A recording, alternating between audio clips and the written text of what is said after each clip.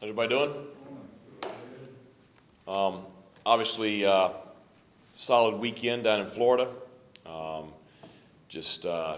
With everything. I think first off, just what an incredible job by Jake Kirkendall, Ryan McManus, and our operations staff in quickly putting together a trip at a location we had not planned on.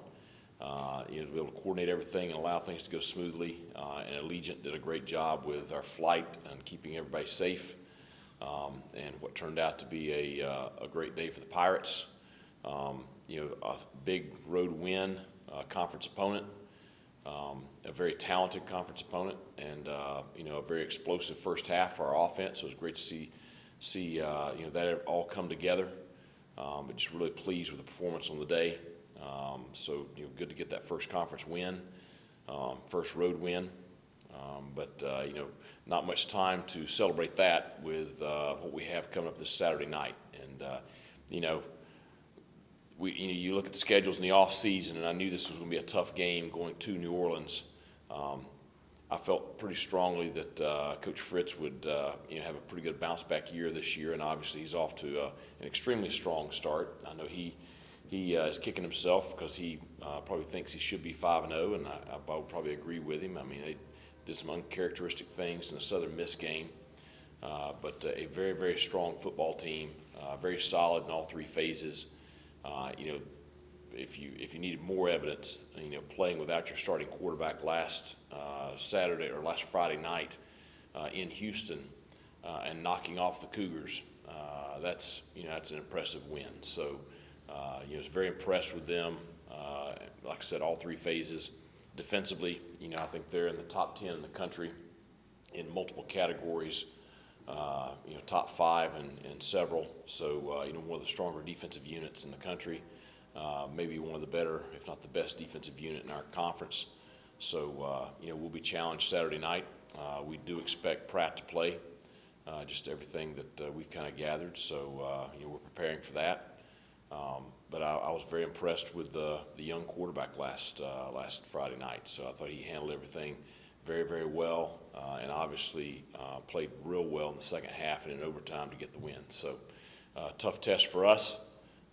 We've got to continue to improve and continue to build upon our performance last Saturday, and try to put together our best game of the year this Saturday afternoon in New Orleans. Questions?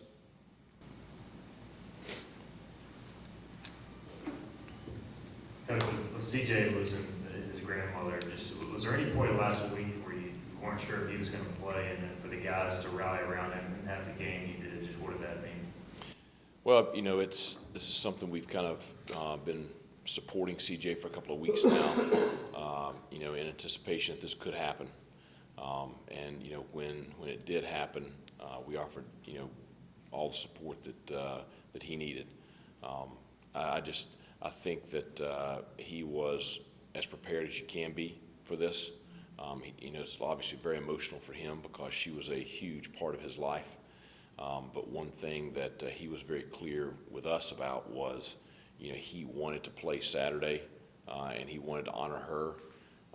She was a big factor in him being here at East Carolina, and even through some of the maturing phases that he's went through in his early years, she was a big factor in him pushing through that, and always been great counsel to him. So I think it was important for him and his family that he did play, and what an incredible performance. Can't say enough positive things about it for him, and just so happy for him, but just what a great way to honor someone that was a huge part of his life, and just doing that for her on Saturday.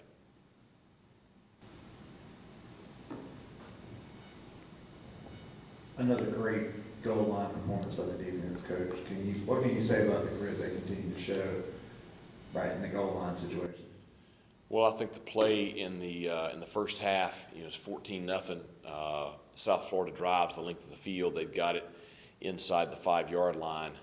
Julius Wood makes a great strip of Bohannon, and Xavier Smith recovers in the pile right there. Huge turning point in the game because, they're getting ready to punch it in, be 14-7. What it turns out, we get the ball there on the 2-yard line or whatever, and we score 3 plays later to go up 21-0. So obviously that's a huge momentum swing there in the first half. And then, that there in the fourth quarter is as big as it gets. 8:06 remaining, it looks like Michael Dukes has scored to cut it to 13 points. They review it. He didn't quite get in, so they've got it on the 6-inch line. And for us to stand and turn them over on downs, that in combination with the offense's ability to get it off the goal line in that situation, that was the ball game. Because I'll be honest, I didn't feel comfortable if the game was put away yet. I don't think anybody did. And so, that stop, because we were preparing our hands team, because they would have obviously onside kicked with, or I felt like they would with 8 minutes to go. But to be able to, to turn it over right there, and then our offense respond with, a 6.5-minute drive to never give the ball back to them, that's pretty impressive too. But I think just that sequence there at the end of the game was the story.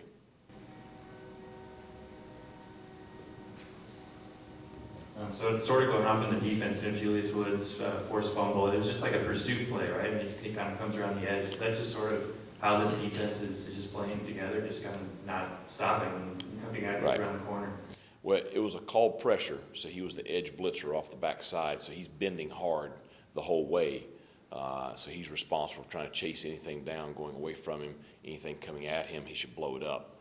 So I think it's one, a good play call. Two, I think it just shows his athletic ability and his tenacity to run it down and not only get it on the ground, but, we work it a lot, but, it takes a lot to execute in that setting right there to punch the ball out as he's making the tackle. Coach, the team obviously rallied around CJ last week. Now it's Raji's injury, maybe one of the topics of discussion. How's he been since the injury, and what's his prognosis? Well, he's obviously very disappointed, as we are. And, my heart sunk for him on the field Saturday because down deep I knew, we wanted to get the test results to confirm. But, and I think just everybody's rallied around him. I think it's a good word for it. He and I have had a couple of talks. I've talked to his parents. We're going to support him. He's such a people person. I'm probably more worried about him mentally than I am physically. He will make a full recovery. He'll wear the purple and gold and be a great player for us again, just not tomorrow. My biggest concern right now is just making sure we get him healthy and support him mentally through this process. He's just such an incredible young man. There's so much more to him than just his play on the field, and for this team too. He means a lot to this team. This team means a lot to him. So he'll still be a positive impact on our roster throughout the rest of the season. It'll just be in different ways.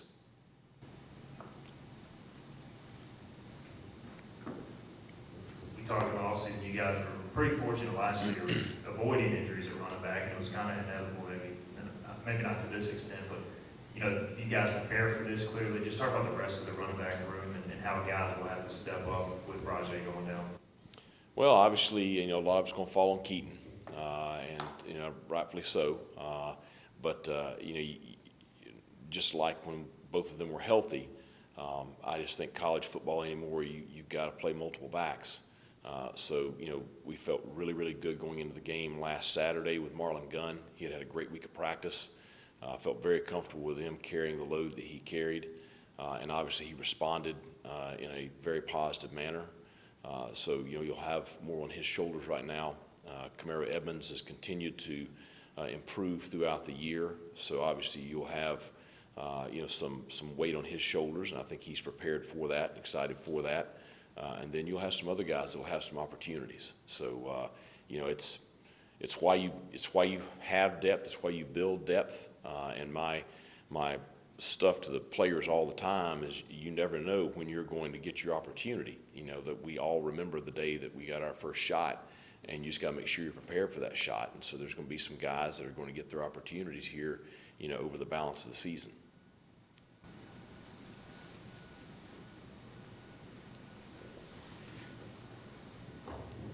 Marlon's shown some pretty obvious running ability, so I'm kind of curious what you think of his pass protection responsibilities now that'll be more, important for you guys. I thought he did a really good job on Saturday. multiple times he was matched up on linebackers. He was matched up on a lineman one time, stood in, did a good job. He'll have to continue to improve that piece. That's always the piece that young guys struggle with a little bit, but I thought he did a good job Saturday. So I think, the one thing with him, obviously he has a lot of God-given ability, and that's the reason we signed him. But for him to be as prepared as he is this early in his career, I think really is a testament to his work ethic and his drive and his character. The reason he has improved so much so quickly in the first 5 weeks of the season is because every day he pushes himself in practice. He pushes himself in everything he's doing, and it's really what you want to use to encourage other young players is if you will apply yourself daily and have that drive and that motivation, you will make great strides early in your career.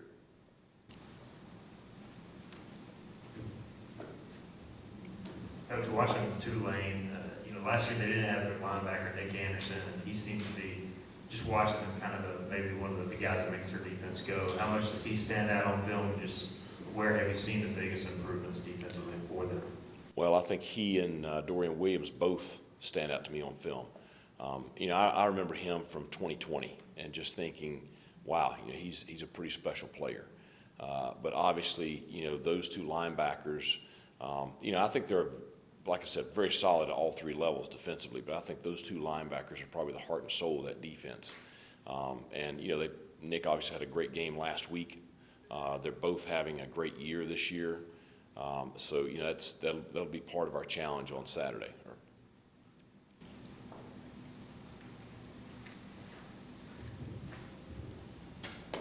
Coach, just to go back to the running backs, Keaton Mitchell practiced last week, warmed up, didn't play. Can you give us an update on him, and can you tell us, does this mean Raji's done for the year, or there's a chance? No, Raji is done for this year. Keaton, we were optimistic last week that he would be ready to go on Saturday, but just did not feel real comfortable after pregame warm-ups, and given how confident we were in Marlin, we thought it was best to go with Raji and Marlin last week. We fully anticipate to have Keaton back full go this week.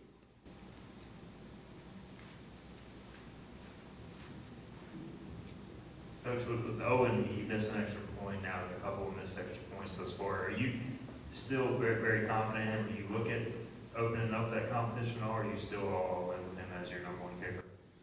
Well, the competition's open each week. With all of them. Some guys are a little more entrenched than others, but there's always competition. You look at a lot of factors: the snap, the hold, the kick. It's not always just the kick. So I think that there's some things we can do better execution-wise on that one missed extra point last Saturday. I think that he had a very solid week of practice last week. I'm continuing to, encourage him and coach him just like I do everybody else. I'm excited that, Carson Smith is finally back healthy so he can start working towards, competing again, and I think that'll help Owen. But there's always competition. Any other questions? All right, thanks a lot. Holton, what do you see on tape with this Tulane football, the defense? Yeah, they're a really good team. Obviously, they don't run a lot of things. They just do what they do really well. They're ranked in the top category in the country in a lot of categories. So we're gonna have to play a really good football game Saturday. And we talked with Coach earlier. Last week it was CJ, and you guys rallying around him with the death of his grandma. This week it's Raji, really, yeah. Because it's just crushing. And as well as anybody, you can go out there and on any play, it can be anybody on that field. But this time it happened to Raji, and he's such a positive force. Yeah, he is. He's a huge leader for our team, and we expect him to continue that role. But we do got to surround him with positivity with what he's going through right now. And it was just a freak thing. He didn't get hit. Watching on film, it was tough to watch because he was just running and his knee just popped. So it's a tough thing he's going through. But when he does get back, he'll be full go. When you look at this offense, and we've talked so many times through your career that you guys will struggle one game, and then all of a sudden you'll pop SMU and you'll have lights out. Same thing happened this year, basically. The Navy game was a struggle, and you guys come out with 41 in the first half. What do you see as far as that goes? What have you learned about things like that? Yeah, well, for one thing, we got to bounce back from tough games, which we did last week, but we also got to learn how to stack good games too, which we're going to have a job this week to do that. We face a really good defense this week, so we're just going to have to come out and play really well. Stick to our scheme and not do too much. Just take what they give us and see where we end up. And if you want to stay in the American race, this is almost a must win. Pretty much they all are. Yep, for sure. Losing that Navy game really hurt us in that way. We can't drop any more. So obviously we got big aspirations to play a conference championship this year. So obviously this is a big one for us. You guys went on the road for the first time this past week, but what was life like on the road? How do you like playing a road game? Yeah, I love it. It was almost good to kind of get away. I mean, four home games in a row. I mean, I know fans were tired of it. I mean, we almost were tired of it too. So it was good to get away. We're gonna have to be a little bit of a road warriors these next few weeks and kind of the rest of the season because we have home games sprinkled in, but most of our home games were in the first stretch of it. All right, final thought. What is it going to take to beat Tulane this week? Just play a clean football game. Execute really well and take what they give us, and at the end of it, we're gonna have a chance to win it in the fourth quarter. And we just got to go win it.